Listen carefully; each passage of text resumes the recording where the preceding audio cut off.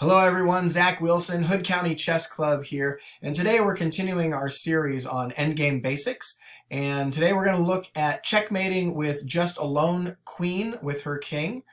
And if you look at the position that's on the board right now, it looks kind of similar to the edge of board mate that we showcased with the rooks in a previous video. What I want you to notice is that the king is covering these three squares in front of the black king. Now, similar to the rooks, where the rooks would be covering, much like the queen is now, the entire 7th rank. And then if we had another rook to sneak in over here to deliver checkmate, that would be the staircase checkmate. But here we don't have two rooks, or even a single rook. We have just the queen. So what I want you to notice is that having this covered by the king, it's still a short section, similar to the staircase checkmate, only the king is involved. And that allows our queen to deliver checkmate on this square. So let's see what that looks like. And that's checkmate. The king is done. There is nowhere that this king can escape to because he can't move here because of the enemy king, can't go to the side because the queen has delivered checkmate. So let's back that up one move. And I want you to notice that there's also another opportunity for the queen. See if you can find it. Where else could the queen go to deliver checkmate right now? Right here. So if we move our queen here, what you'll notice is that our king is protecting our queen. That means that the enemy king cannot capture the queen to escape checkmate. And if we look at all the places that this queen is causing check, she's threatening all of these squares, and the black king cannot escape. This is actually referred to as the kiss of death because the queen and the king are side by side. So that shows us the two typical ways that you're going to see the white king and white queen deliver checkmate. Either with what looks like a staircase checkmate, covered here, or the kiss of death, covered here. Let's move on. Let's go to the king and queen shrink the box. So shrinking the box was also in a previous video, but again, instead of a queen, we had a rook. So the big difference here is that the queen not only creates a box like the rook, but she also attacks diagonally. And so it's very important to keep an eye on this diagonal movement. So right now, we're just going to go ahead and make some basic moves.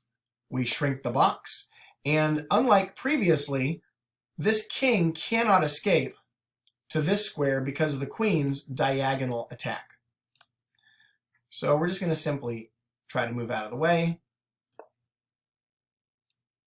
Let our king chase him up the board. He's trying to stay with a smaller box. Not much he can do.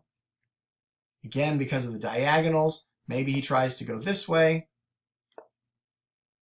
And notice again, the king can't move here, so it really limits his opportunities. Queen continues to shrink the box. Excuse me. See, he can't move there because of that diagonal movement. Did you see that? Can't get away. So the queen's diagonal movement really limits the black king's scope. So once the black king gets to the edge of the board, the best thing you can do is move your queen to trap him along the edge. This gives you the freedom to move your king into position, and so the black king doesn't have a whole lot of options. Something you need to be careful of, though, is instead of continuing to chase with the queen, you need to move your king into position. Because if the queen continues to chase him, what you're going to notice is that diagonal movement is taking away his squares. And as the king moves to the corner, can you see what a bad move would be here for white? If white moves the queen here, the game ends in a draw or a stalemate. Because the queen is not checking the king, but rather taking away all of the squares around the king.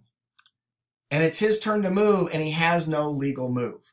This is a stalemate. It ends in a draw. So we have to be much more careful with the queen than we do with the rook because of the queen's diagonal movement and taking away the runaway squares. So if we back this up a couple of moves, what white wants to do is bring his king into the battle. And now we end up in this position where the kings are squared off against one another, and our queen has the opportunity to choose either to do the staircase style edge of board checkmate or to go for the kiss of death. So let's talk about stalemate some more. This is a famous chess puzzle called Stalemate Alert. And what we're looking for is getting the queen in position to cause checkmate, but without accidentally causing stalemate. So we can see right now that the queen has the ability to move along these two lines toward the enemy king. And the question is, where should she move? Should she move to h8, g7, f6, e5, c7, or c8? This is a lot of choices, and we have to look at where she's going to land and what problems it might cause. So one of the things I like to look at first is this king's mobility. So we want to know, where can this king currently move to? So he can move side to side, or notice this square right here. This square is very, very important. It's the ability for the king to escape. In other words, if white's queen simply moves here, the king can escape, and we're chasing him down. He's no longer trapped on the edge of the board. If the queen moves to the corner, the same thing. The king can escape and is no longer trapped on the edge of the board. So we need to get a bit closer. The problem is, if the queen moves, if the queen moves here, well, that's a pretty good move. Because where can the king move to? He only has one space. And then we get the choice, edge of board mate, kiss of death. But what about moving the queen into f6? It also covers this runaway square from black's king. This is the stalemate alert. If this was the move you wanted to make, you just caused a draw or stalemate, and you shared the win or the half-point score with black. Because let's take a look. White's queen is covering those squares, and the king is covering these squares, which means that all of these squares are covered, but nobody is delivering check to black's king, and therefore this is a stalemate. So watch out if you find yourself in a position like this. Be aware of the famous stalemate position. Okay, so what does this really mean in the course of a game?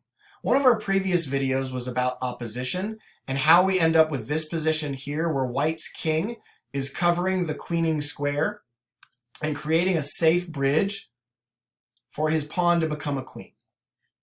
So black attempts to get near the pawn but has no scope at all. He gets checked and moved back. Eventually we get our queen, and now it's just a matter of checkmating. What's really interesting about shrinking the box is many of you might be thinking, okay, we'll start slow and I'll shrink the box and we'll continue move after move after move. The nice thing about the queen compared to the rook is that she has this ability to also cover the diagonal, so the king can't ever really get close to her. So she could come here instead and look at all the squares she's covering. She doesn't have to be adjacent to the king like the rook did in the previous video on Shrink the Box. So we can see that the king tries to run away. We bring in our king. Once he's on the edge of the board, trap him on the edge of the board. So now there's nowhere that the king can go. He's stuck forever, moving side to side, keeping in mind he can't get too close to the queen, so he's never going to be able to threaten her like he could a rook. So he simply moves side to side. And now it doesn't matter. If the king goes up or down the board, you can see that our queen can come in and deliver the kiss of death adjacent to her king. Game over. Well, I hope this helps you understand better how the queen and the king can coordinate an attack against the enemy black king. Keep in mind to watch out for stalemate. You certainly don't want to give up the win for a draw. We ask that you subscribe to the channel, like this video, share it on Facebook, and we'll see you real soon at the Hood County Chess Club.